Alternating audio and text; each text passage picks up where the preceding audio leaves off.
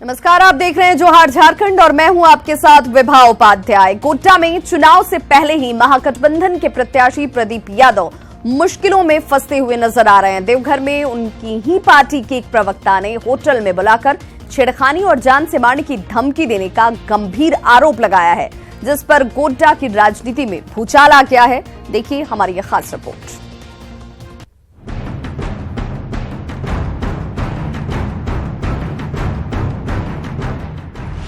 गोड्डा के गदर में सियासी भूचाल, जेबीएम प्रत्याशी पर छेड़खानी का आरोप, एफआईआर दर्ज, होटल का कमरा सील। प्रदीप यादव ने बताया सियासी साजिश, बीजेपी ने मांगा गुनाहों का हिसाब। गोड्डा के गदर में राजनीतिक जोर आजमाइश के बीच नया सियासी भूचाल आ गया। जेबीएम की एक महिला प्रवक्ता ने अपने ही प्रत्याशी प्रदीप यादव के खिलाफ देवघर के महिला थाने में एफआईआर दर्ज कराया है, जिसमें उसने प्रदीप यादव पर यौन शोषण की कोशिश का गंभीर आरोप लगाया है। महिला के मुताबिक 20 अप्रैल को मोहनपुर में सम्मेलन के बाद प्रदीप यादव ने राजनीतिक बातें करने के बहाने रात को फोन कर होटल शिव सृष्टि में बुलाया और वहां पर उन्होंने छेड़छाड़, जोर जबरदस्ती और जान से मारने की धमकी दी।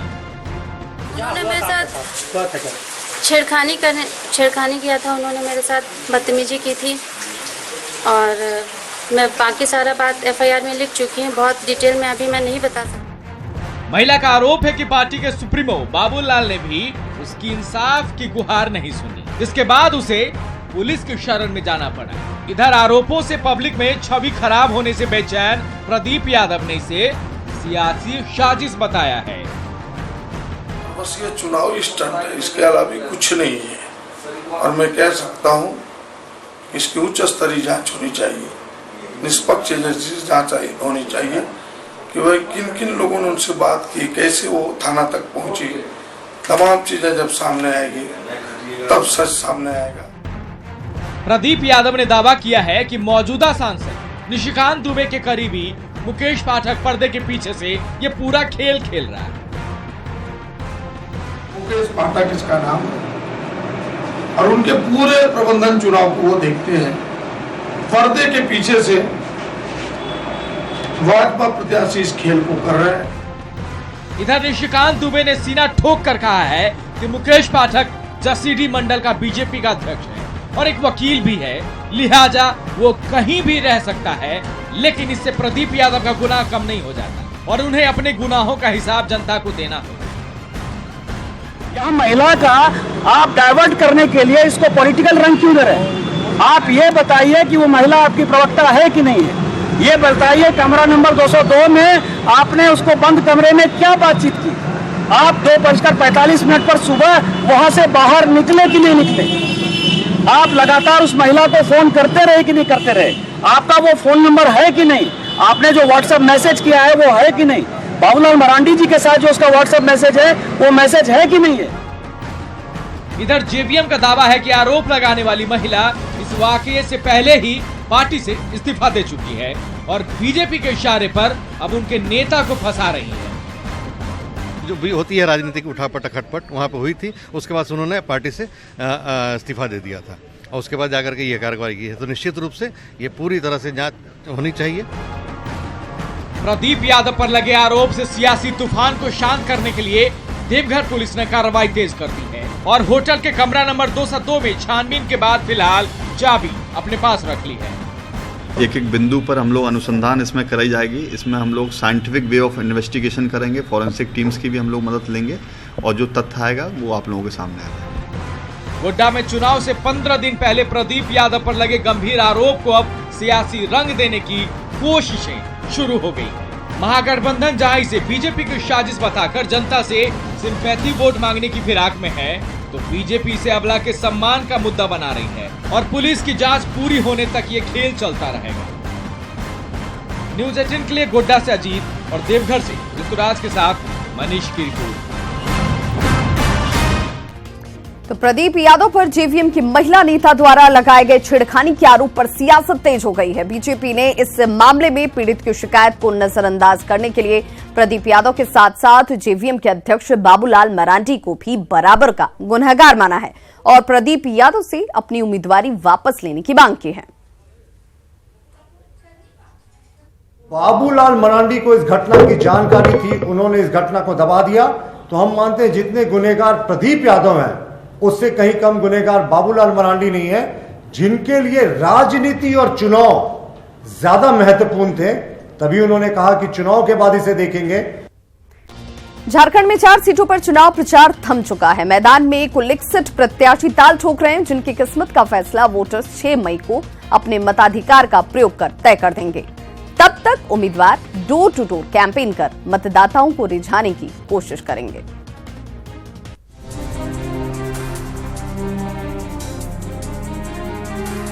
झारखंड में 4 सीटों पर चुनाव प्रचार थम गया। इस चरण में 6 मई को रांची, खूंटी, हजारीबाग और कोडरमा में वोट डाले जाएंगे। वैसे तो इन 4 सीटों पर कुल 61 प्रत्याशी मैदान में हैं, जिसमें बाबूलाल मरांडी से लेकर अर्जुन मुंडा, सुबोधकांत सहाय, जयंत सिन्हा और अन्नपूर्णा देवी जैसे दिग्गजों की प्रतिष्ठा भी दांव पर है। रांची लोकसभा सीट की बात करें तो बीजेपी के संजय सेठ और कांग्रेस के सुबोधकांत सहाय की सीधी टक्कर को बीजेपी के बागी रामटहल चौधरी ने त्रिकोणीय बना दिया है। टिकट कटने से नाराज रामटहल चौधरी निर्दलीय मैदान में ताल ठोक रहे हैं। रांची की तरह हजारीबाग सीट पर भी मुकाबला त्रिकोणीय ही है। यहाँ भी बीजेपी के जयंत सिन्हा और कांग्रेस के गोपाल साहू के बीच होने वाली सीधी टक्कर को सीपीआई के भुवनेश्वर मेहता ने त्रिकोणीय बना दिया है। बात कोडरमा की करें तो यहाँ भी मुकाबला त्रिकोणीय ही है। यहाँ मुकाबला जेवीएम प्रमुख और पूर्व मुख्यमंत्री बाबूलाल मरांडी, बीजेपी प्रत्याशी अन्नपूर्णा देवी और सीपीआई एमएल के राजकुमार यादव के बीच है। खूंटी में लड़ाई त्रिकोणीय तो नहीं है, लेकिन यहाँ भी एक पूर्व मुख्यमंत्री की प्रतिष्ठा दांव पर है। बीजेपी से जहां पूर्व मुख्यमंत्री अर्जुन मुंडा ताल ठोक रहे हैं, तो कांग्रेस ने कालीचरण मुंडा पर दांव खेला है। प्रचार का शोर थम गया। डोर टू डोर मिलने मिलाने का सिलसिला जरूर कुछ घंटों तक जारी रहेगा, लेकिन अब बारी मतदाताओं की है। देखना होगा इन 4 सीटों पर 6 मई को जनता जनार्दन किसको अपना आशीर्वाद देती है और किसे नकार देती है। Bureau report, news 18। तो नक्सली धमक के बीच दूसरे फेज का मतदान शांतिपूर्ण कराना एक बड़ी चुनौती है, लेकिन इस चुनौती से निपटने के लिए निर्वाचन आयोग और झारखंड पुलिस ने व्यापक इंतजाम किए हुए हैं।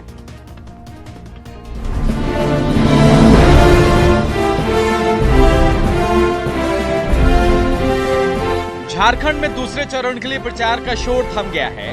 अब प्रत्याशी डोर टू डोर अभियान में जुट गए हैं। झारखंड में 6 मई को रांची, खूंटी, कोडरमा और हजारीबाग सीट के लिए वोटिंग होगी। शांतिपूर्ण चुनाव को लेकर प्रशासन अलर्ट है। सारी तैयारियां एडमिनिस्ट्रेशन के पॉइंट ऑफ व्यू से कर ली गई हैं।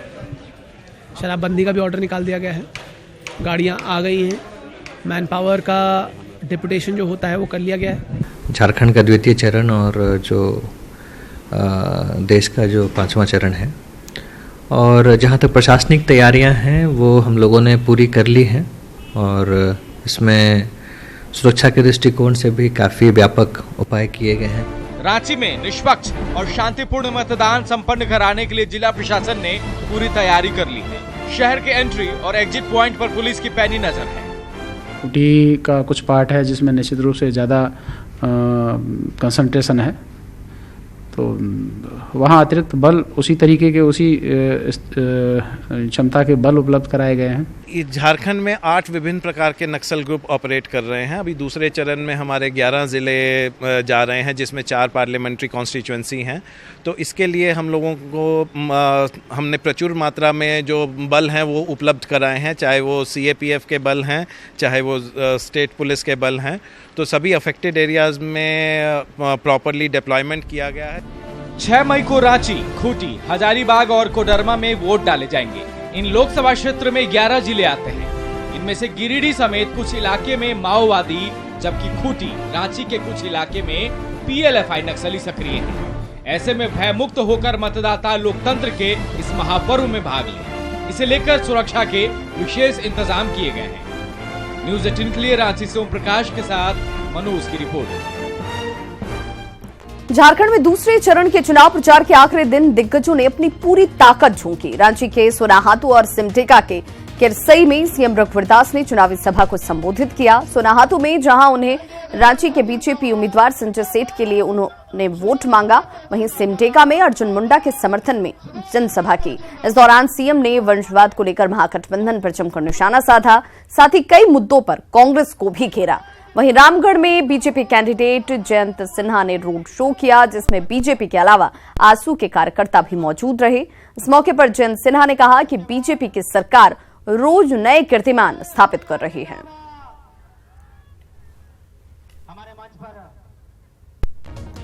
झारखंड बीजेपी ने चुनाव के दौरान धार्मिक स्थलों का दुरुपयोग करने का आरोप लगाते हुए इसकी शिकायत चुनाव आयोग से की है। बीजेपी की माने तो खूंटी, दुमका जैसे कई जगहों पर धार्मिक स्थलों का दुरुपयोग कर मतदाताओं को भ्रमित किया जा रहा है। बीजेपी ने पूरे मामले की जांच कराने की मांग की। वहीं बीजेपी के इस आरोप पर कांग्रेस ने कहा है कि खूंटी में हार की आशंका से बीजेपी घबरा गई है, इसलिए इस तरह की राजनीति करने पर उतर आई है। समुदाय के उपासना स्थल से मतदाताओं को भ्रमित करने का प्रयास किया जा रहा है, ऐसा सूचना पहले भी आई है। तो हम लोग ऐसा न हो सके, इसके लिए मैंने एक कंप्लेन दे रहे हैं कि चुनाव आयोग थोड़ा निगरानी रखे कि खास प्रेयर के बाद लोगों को जो बरगलाया जाता है, खास समुदाय द्वारा खास लोगों को ही पार्टी को वोट देने के लिए कहा जाता है, ऐसा न हो। आप 100 कैमरे लगवा लीजिए प्रार्थना के दौरान, लेकिन आप डरे हुए हैं, आप सहमे हुए हैं, आप घबराए हुए हैं। लेकिन भारतीय जनता पार्टी की ये गिरी हुई राजनीति भारतीय लोकतंत्र के लिए बहुत ही गलत रास्ते की ओर ले जा रही है। मतदान से 2 दिन पहले बीजेपी ने रांची के कांग्रेस प्रत्याशी सुबोधकांत सहाय पर बड़ा आरोप लगाया। बीजेपी ने आईबी के पूर्व संयुक्त निदेशक मलय कृष्णाधार की किताब का हवाला देते हुए कहा है कि विवादित तांत्रिक चंद्रा स्वामी से सुबोधकांत सहाय का सीधा संबंध था। दीपक प्रकाश के मुताबिक पारामिलिट्री के लिए हथियार खरीद और कोलगेट घोटाले में भी सुबोधकांत सहाय की मिलीभगत रही है। कांग्रेस के संदर्भ में अगर हम चर्चा करें तो झारखंड के एक वरिष्ठ कद्दावर नेता का संबंध चंद्रा स्वामी के साथ, और चंद्रा स्वामी के साथ संबंध क्यों? पारा मिलिट्री के शस्त्रों की खरीद में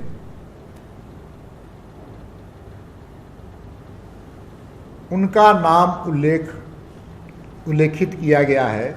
उस पुस्तक का नाम है ओपन सीक्रेट्स।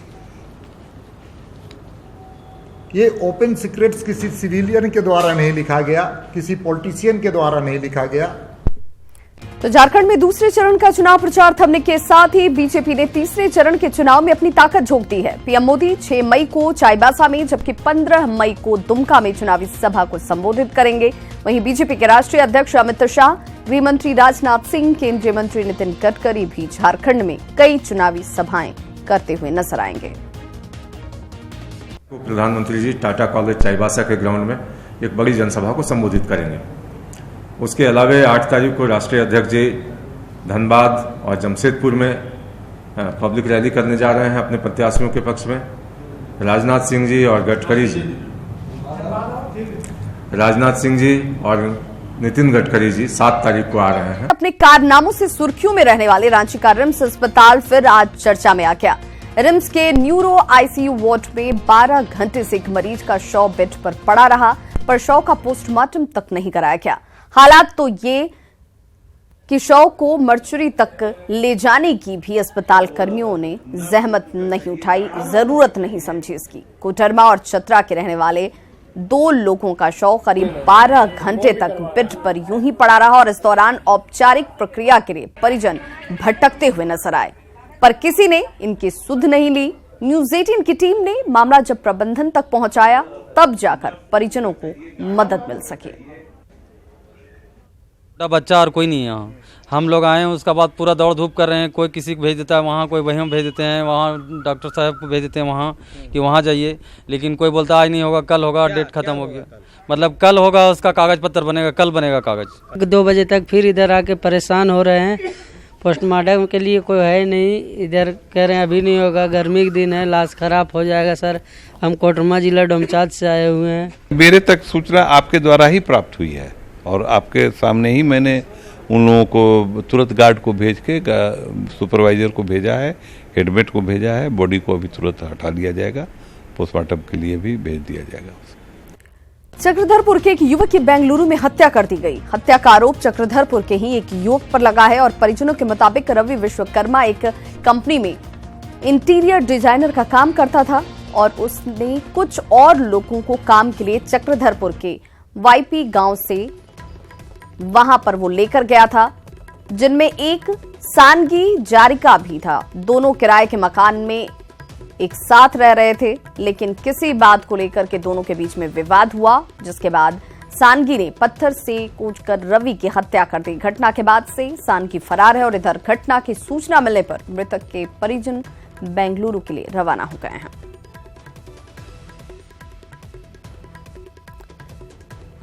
जमशेदपुर की सिद्धगुड़ा में अवैध शराब के कारोबारियों के खिलाफ बस्ती के लोगों का गुस्सा उस वक्त फूट पड़ा जब शराब कारोबारियों ने बस्ती के ही 2 युवकों की पिटाई कर दी। गुस्साए लोगों ने शराब कारोबारी के घर पर हमला कर तोड़फोड़ किया। साथ ही शराब कारोबारी के घर के बाहर खड़ी गाड़ियों को भी क्षतिग्रस्त कर दिया गया। बस्ती के लोगों का ये कहना है कि शराब कारोबारी नशे का बाजार बस्ती में चलाते हैं और पुलिस कोई कार्रवाई इनके ऊपर नहीं करती। शराब कारोबारियों के हौसले इतने बुलंद हैं कि विरोध करने पर मारपीट तक की जाती है।